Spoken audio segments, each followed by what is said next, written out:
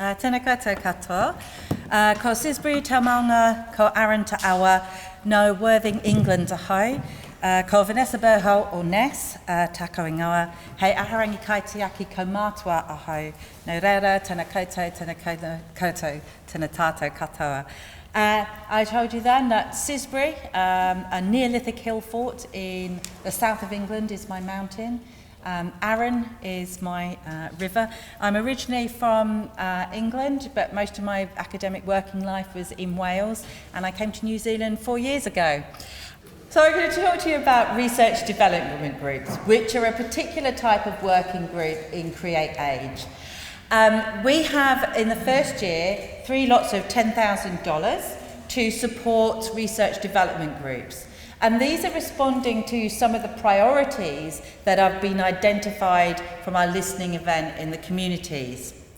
The intention of each of these research development groups is to develop a proposal for external funding. That's the purpose of our centre, is to generate this transdisciplinary research that focuses on issues that are important to older people. And we need to get external funding in order to deliver those research projects.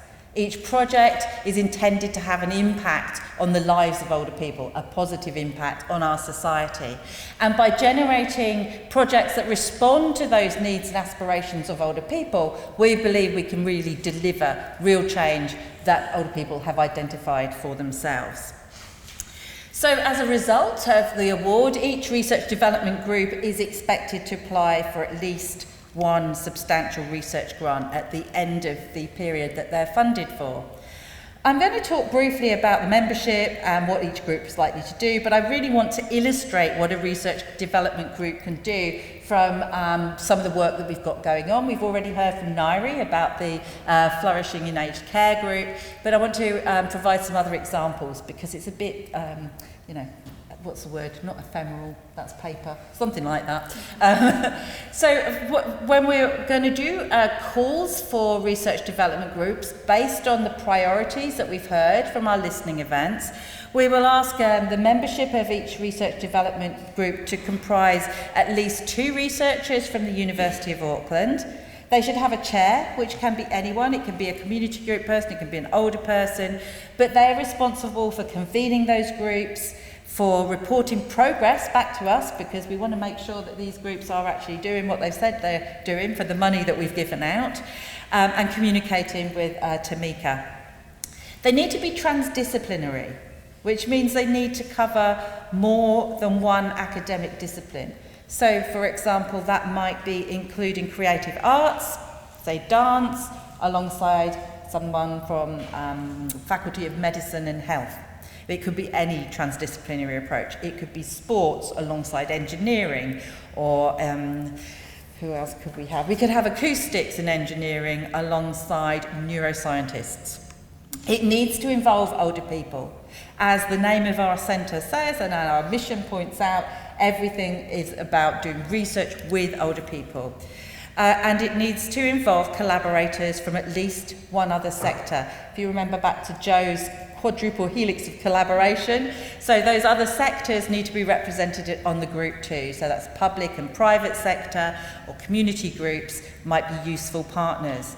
The reason we're asking that is because in order to deliver impact, we need all of the people together on the research team that can help change what we discover in the research to action on the ground. So getting those people involved at the outset in the development of the research proposal itself is really crucial. The expected outcome is at least one co-created research proposal, a public seminar at one of these sorts of forums, so everyone can keep track of what's happening with our research development groups, and progress reports to CCREATE-AGE. And we'll include information about each of our research development groups on our webpage, so people can keep track of what's happening.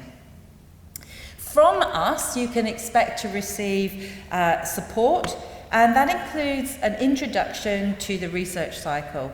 We know that not everyone will be familiar with what research is or what the stages of research comprise. So we provide an introductory session that is geared towards that particular research development group, fit for that purpose. We will provide research assistance support with organising and supporting meetings, but also if you need to review the literature, to go around a particular area, we can provide some support with that too. We can also provide research artist support. One of the pictures here at the side is from the research artist that we're currently using on one of our research development groups, and I'll explain a little bit more about that in a moment.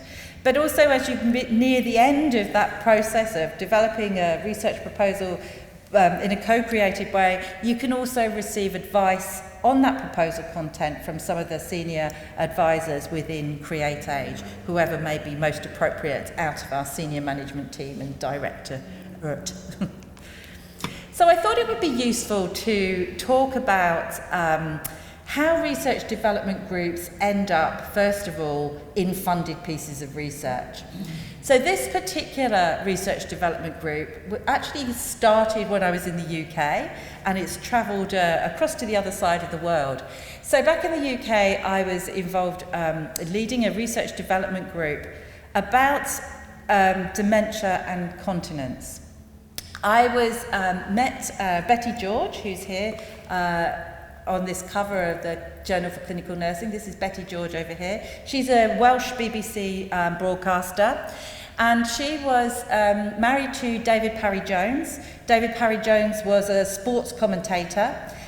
He famously commentated on the Llanelli versus All Blacks disaster from the New Zealand perspective in the 1973. So some of you may have heard David. But David got dementia and Betty became his carer. Because both of them were in the public eye, she did a fly-on-the-wall documentary about what it was like to be a caregiver for a person living with dementia. Betty and I caught up at British Society of Gerontology dinner, and we were talking about, I was care provider for my mum at the same time too, who also had dementia, and we were talking about the ins and outs of caregiving from that perspective. Both of us were facing issues with continence, and Betty had been shocked at how little support she had received from services. I was shocked, having worked 20 years in ageing and dementia, that I knew so little about continence and dementia. So together we thought this is an area we need to explore further. Betty did some after-dinner talks and raised some money for us to start a research development group. So she funded our first research development group.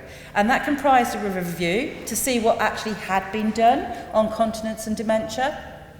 But we convened a group of people living with dementia and their caregivers and healthcare professionals who also pulled their experience into the review. So it wasn't just, oh, here's what's written. It's here's what's missing from our experience, what we know is happening out there, what needs to change. And together we came up with a research agenda for continence and dementia, which was published in this particular article.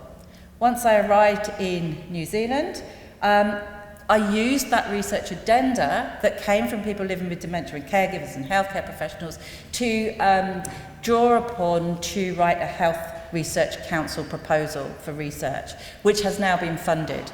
So for the next, we're on to the last year now, so into the third year of this, where we're actually beginning to pull together co-created resources that will help caregivers and people living with dementia. So that's one example of a research development group that turned into a funded proposal. The next example is a research development group which is currently underway. This is looking at dementia-friendly domestic soundscapes. So this means the sounds that you hear in your home, whether or not those are supportive for people living with dementia, whether there are particular sounds that make people uncomfortable, agitated, and if there are, how do we capture that? And what do we do about it? What can we possibly do in the future? So in this particular project, we're holding 8 sessions, These sessions are held roughly weekly, with a couple of weeks gap in between some of them, because we have homework where people go home and try things out and come back and feed to the group. As you can see, it starts with that introduction to research. So we talked about the research cycle.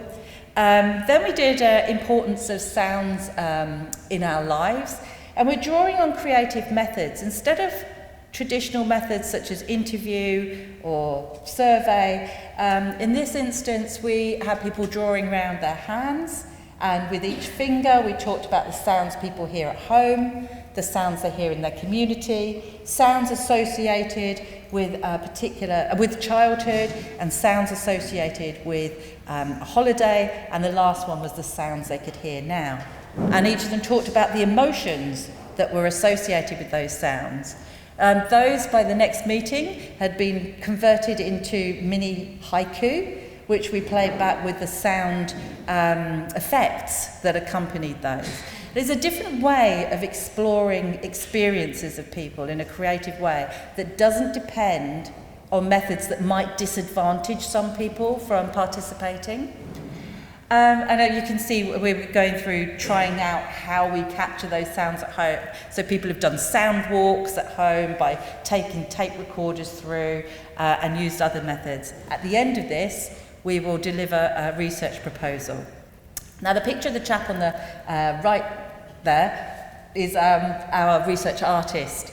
And this is James. And the reason we're using James to capture what we're doing at each session is to see if this actually helps people living with dementia to remember what happened at the previous session, whether a picture, a pictorial depiction of the decisions we made and the things we did help jog that memory better than a written summary, or better than nothing at all and just relying on your memory to come to the next event.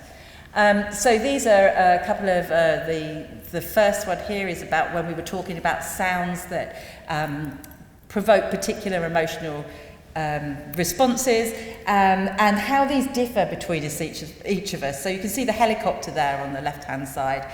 I hate the sound of helicopters going over my home.